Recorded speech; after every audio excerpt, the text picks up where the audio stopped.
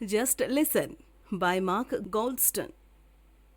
शायद आपके साथ ऐसा कभी हुआ होगा कि आप अपने किसी खास दोस्त या परिवार के किसी सदस्य से बात कर रहे होते हैं, लेकिन वो व्यक्ति आपकी बात नहीं सुनता। आपको शायद लगता होगा कि आप उसे जितना ज्यादा समझाते हैं वो उतना ज्यादा गलत काम करता है। ऐसे में शायद गलती उस व्यक्ति की नहीं बल्कि आपके समझाने के तरीके में है। आज के वक्त में टेक्नोलॉजी हमें पास लाने की बजाय दूर ले जा रही है। हम दूसरों से हर वक्त जुड़े तो रहते हैं, लेकिन हम अपनी भावनाओं को नहीं जोड़ पाते, जिससे आज के वक्त में रिश्ते कमजोर हो रहे हैं। दूसरों को समझना जरूरी इसलिए है क्योंकि इसकी मदद से हम अपनी जिंदगी को अच्छा बनाकर खुश रह पाते हैं। कुछ लोगों के बिजनेस के लिए भी ये जरूरी है कि वो लोगों को अच्छे से समझें। ये किताब हमें बताती है कि किस तरह से हम लोगों को अच्छे से समझ सकते हैं। ये किताब हमें सुनने की ताकत के बारे में बताती है। इसे पढ़कर आप सीखेंगे लोग आपसे अपनी परेशानी क्यों बांटते हैं, सामने वाले को अपनी बात समझाने के लिए उसे समझना क्यों जरूरी है, किस तरह से आप किसी को समझा सकते हैं। पहला सबक, किसी को अपनी बात समझाने के लिए सबसे पहले उसकी बात समझना बहुत जरूरी है।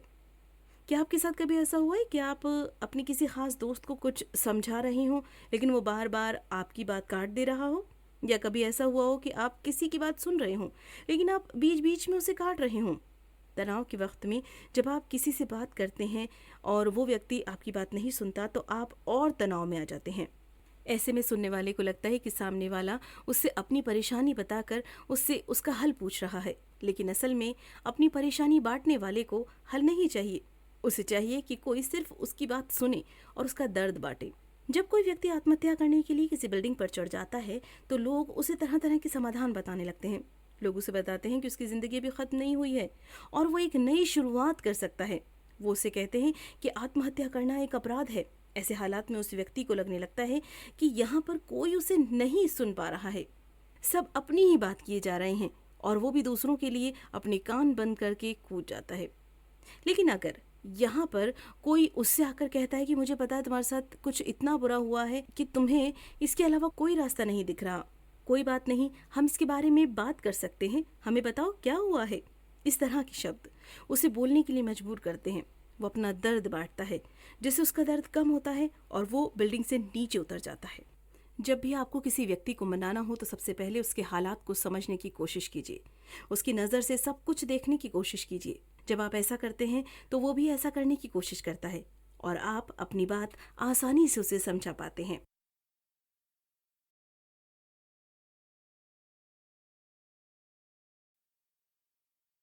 दूसरा सबक, मिरर न्यूरॉन्स की वजह से हम दूसरों की नकल करते हैं। क्या आपके साथ ऐसा कभी हुआ है कि आप मूवी में किसी को रोते हुए देखते हैं या फिर किसी को मार खाते हुए देखते हैं तो आपको भी अनजाने में उदासी महसूस होने लगती है। बहुत से लोग सामने वाले की तरह रोने लगते हैं या फिर वे कुछ इस तरह के भाव अपने चेहरे पर लाते हैं जिससे ये लगता है कि उन्हें भी उसका दर्द महसूस हो रहा है। हमारे साथ ऐसा इसलिए होता है क्योंकि हमारे दिमाग में कुछ खास तरह के न्यूरॉन्स होते हैं जिन्हें मिरर न्यूरॉन्स कहा जाता है। इन न्यूरॉन्स का काम होता है सामने वाले की भावनाओं से जुड़ना, जिससे हम उनके साथ गहरे रिश्ते बना सकें और उनकी बात को समझ सकें। वीएस रामचंद्र जो कि एक रिसर्चर हैं, इसे इम्पैथी न्यूरॉन्स कहते हैं क्योंकि ये सहानुभूति दिखाने में हमारी मदद करता है।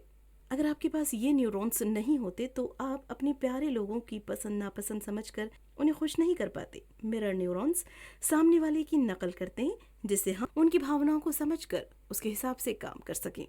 एग्जाम्पल के लिए, शायद आपने कभी देखा होगा कि जब आप बहुत ज़्यादा काम कर रहे होते हैं तो आपके बगल में बैठा एक व्यक्ति बोलता है कि थोड़ा आराम कर लीजिए। ऐसा कभी नहीं होता अगर उसके पास मिरर न्यूरॉन्स नहीं होते। स्टडीज ये दिखाती हैं कि जब हमारी भावनाओं की नकल की जाती है तो हमें अच्छा महसूस होता है, लेकिन जब उसकी नकल नहीं की जाती तो हमें लगने लगता है कि सामने वाला हमसे जुड़ा नहीं है और हम भी उससे अपना कनेक्शन काट लेते हैं। इसकी एक वजह है कि आज ज़्यादातर बातें फ़ोन पर होती हैं और हम सामने वाले की भाव को नहीं देख पाते। इसीलिए आज के वक्त में हम लोगों की भावनाओं को कम समझने लगे हैं।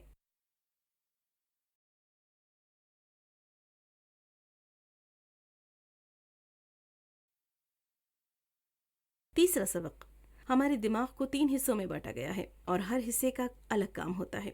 बहुत बार आपको लगता होगा कि आप खुद से ही बहस कर रहे हैं। कभी कभी हमें खुद के ही अंदर 2 लोग मिल जाते हैं। एक कहता है ये काम कर दो और दूसरा कहता है मत करो। एक कहता है उसे बता दो दूसरा कहता है चुप रहो, एक कहता है पढ़ लो, दूसरा कहता है टीवी देखो। ऐसा इसीलिए क्योंकि हमारे दिमाग को 3 हिस्सों में बांटा गया है और हर हिस्से का अपना काम है। सबसे पहले हिस्से को रेप्टिलियन ब्रेन कहते हैं। ये हिस्सा हमारे काबू में नहीं रहता। ये किसी हालात को देखकर तुरंत काम करता है। अगर आप कभी पटाखे की आवाज़ सुनकर घबरा गए हो तो समझ जाइए कि आपने अभी अभी अपनी रेप्टिलियन ब्रेन का इस्तेमाल किया है।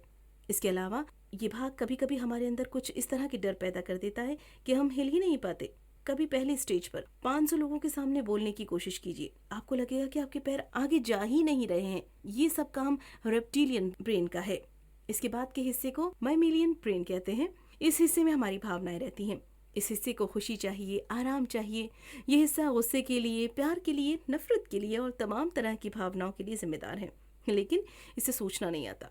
इसे आराम तो चाहिए, लेकिन ये हिस्सा इस बात को नहीं देखता कि वो आराम उसे किस कीमत पर मिल रहा है। इसके बाद आता है हमारा रेशनल ब्रेन। ये हिस्सा सोचने के लिए जिम्मेदार होता है। इसे आप क्लास के एक टीचर की तरह समझ लीजिए, जो कि बच्चे को काबू करता है।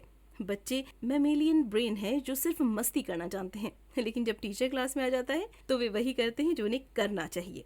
ठीक उसी तरह मैमेलियन ब्रेन भावनाओं में बहता रहता है, लेकिन रेशनल ब्रेन उसे बताता है कि उसे क्या करना चाहिए।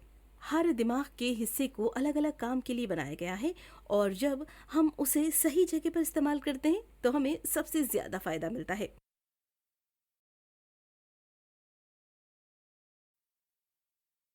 चौथा सबक, अपने रेशनल ब्रेन का इस्तेमाल अच्छे से करने के लिए सबसे पहले आपको अपनी भावनाओं को काबू करना सीखना होगा।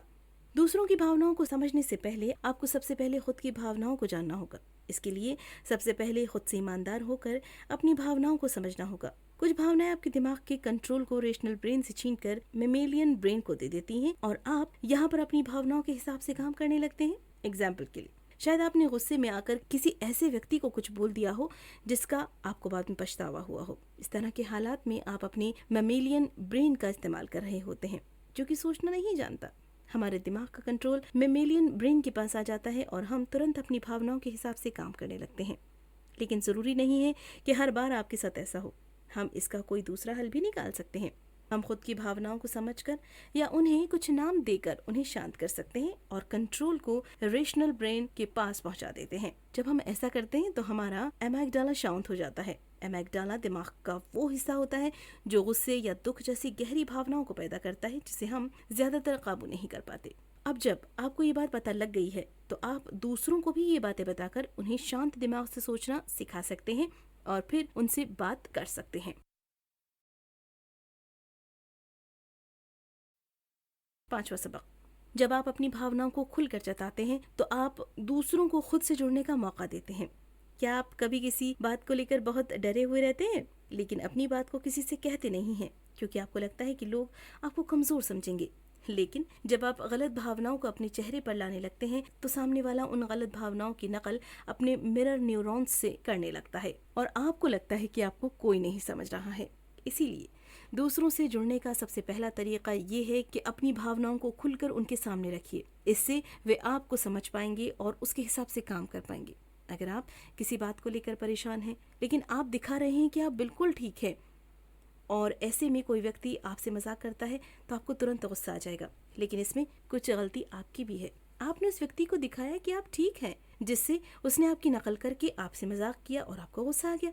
जब आप अपना गुस्सा दिखाएंगे तो सामने वाले से फिर आपको कुछ ऐसा मिलेगा जिसकी आप उम्मीद नहीं कर रहे थे। इसके अलावा दूसरों को भी समझने की कोशिश कीजिए और उन्हें अपनी भावनाओं को दिखाने का मौका दीजिए।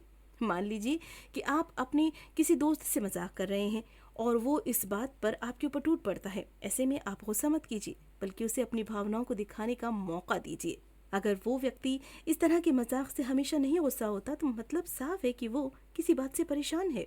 जब आप दूसरों की भावनाओं को जानने की कोशिश करते हैं तो आप उन्हें कुछ ज्यादा अच्छे से समझने लगते हैं। इस तरह से जब आप उन्हें समझने की कोशिश करते हैं और उसकी भावनाओं को कम करते हैं तो वो भी आपकी नकल करके आपको समझने की कोशिश करने लगता है।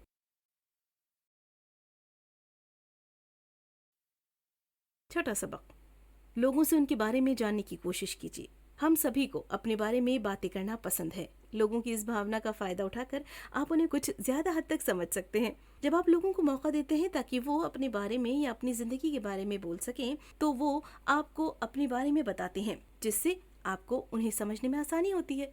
इसीलिए सबसे पहले उस तरह के सवाल मत पूछिए जो आपको पूछने चाहिए। इस तरह के सवाल पूछिए जो सामने वाले को ज्यादा से ज्यादा बोलने पर मजबूर कर दें। वो सवाल पूछिए जो सामने वाला सुनना चाहता है। इस तरह से आप दोनों के बीच के कनेक्शन को मजबूत करते हैं। जैसे एक पिता जब भी अपने बेटे से मिलता है तो वो उसकी पढ़ाई के बारे में या फिर उसके मार्क्स के बारे में बात करता है। लेकिन क्या मार्क्स में ही जिंदगी है? नहीं, ये कुछ ऐसा है जो हमें अंदर से तो नहीं चाहिए, लेकिन बाहर से हमारे ऊपर इतना दबाव डाला जाता है कि हम इसके पीछे भागने लगते हैं। अगर वो पिता हर बार अपने बेटे से इस तरह के सवाल पूछता रहेगा तो उसका बेटा एक दिन अपने पिता को आता देखकर किसी दूसरे कमरे में भाग जाएगा या फिर सोने का नाटक करने लगेगा।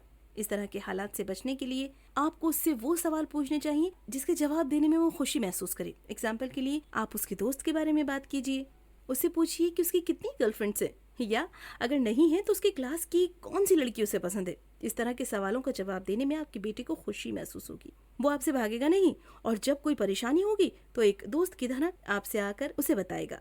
लेकिन अगर आप उसे हमेशा करियर के बारे में बात करते रहेंगे और उस पर सख्ती दिखाएंगे तो कोई गलती करने के बाद वो अपनी पूरी कोशिश करेगा कि आपको वो बात पता ना लगे। इस तरह से आपका और उसका कनेक्शन कमजोर हो गया। दूसरों की जिंदगी के बारे में उनसे सवाल पूछिए ताकि वो खुलकर आपसे इस बारे में बात कर सकें। इससे आप उनसे अच्छे से जुड़ पाते हैं। 7वां सबक, दूसरों को समझने के लिए उनके लिए सहानुभूति दिखाइए। इस सबक में हम देखेंगे कि किस तरह से आप खुद को सामने वाले से जोड़ सकते हैं। इसके लिए सबसे पहले सामने वाले की भावनाओं को समझने की कोशिश कीजिए। इसके लिए आप कुछ खास तरह के सवाल पूछ सकते हैं। एग्जाम्पल के लिए आप उनसे पूछ सकते हैं कि क्या वो इस समय उदास महसूस कर रहे हैं।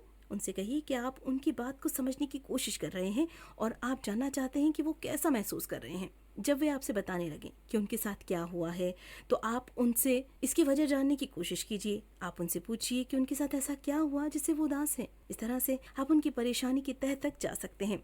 जब वे खुलकर अपनी बात कर लेंगे तो आप उनसे पूछिए कि वे इस समय क्या पाना चाहते हैं या क्या करना चाहते हैं। उनसे पूछिए कि आप उनके लिए क्या कर सकते हैं या फिर वे खुद अपनी परेशानी का हल निकालने के लिए क्या कर सकते हैं।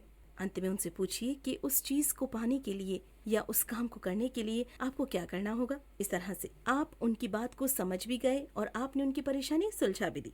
इस तरह से बात करने पर आप न सिर्फ उसकी परेशानी सुलझाते हैं बल्कि उन्हें अच्छा भी महसूस कराते हैं। अब अगर वो शांत हो गया है और आपको अपनी कोई बात उसे समझानी है तो आप उसे समझा सकते हैं, क्योंकि अब वो सुनने के लिए तैयार है। उसे लगेगा कि आप उसे समझ रहे हैं और दिल से उसकी मदद करना चाहते हैं। ये तरीका अपनाकर आप किसी को भी समझा सकते हैं।